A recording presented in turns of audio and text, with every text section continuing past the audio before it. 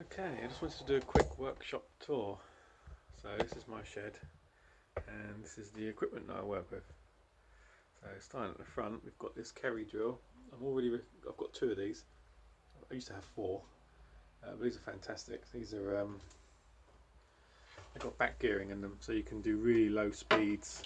So you can run. So you've got 4 speeds on the belt, and then those gears there give you another 4 speeds. So you can go really slow. And yeah, good for tapping and really large drill bits. Very nice bit of equipment, very strong. They don't make them like that anymore. I've got a little XY table on it just to try and get accurate drills, accurate holes. That's a floor standing one. Everything's covered in lots of stuff at the moment. Under here is my big drill, big saw that was in a previous video that I restored. That still works fine. Really like that. And we've got, I can't zoom out because the shed is only, I think it's 8 by 12, so I'm a bit limited for space.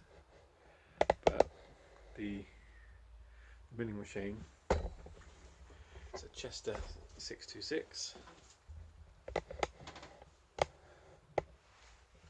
I need a bigger vise for the table really, because I'm very limited to what I can mount in there. But I've got full digital readout on X, Y and Z, which I fitted myself. This was virtually brand new when I got it. Chap who had it before me, he never used it, and it still had the wax paper on all the ways and on the bed there. So yeah, virtually new. And then we come to the lathe. So this is a Colchester Chipmaster.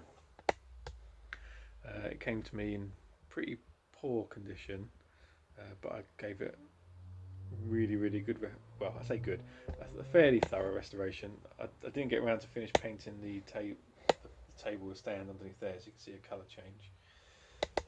But everything else, it was stripped completely back, every component, and it gets a lot of use, as you can see behind there. It's got the quick change tool post. Got loads of attachments, loads of collets, rotary tables,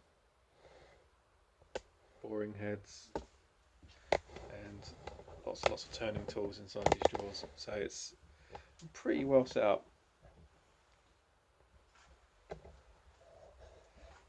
And a teeny tiny bench. I need to make a little pin, so that's going to be my next job. But I just thought I'd give you a quick lowdown of the workshop.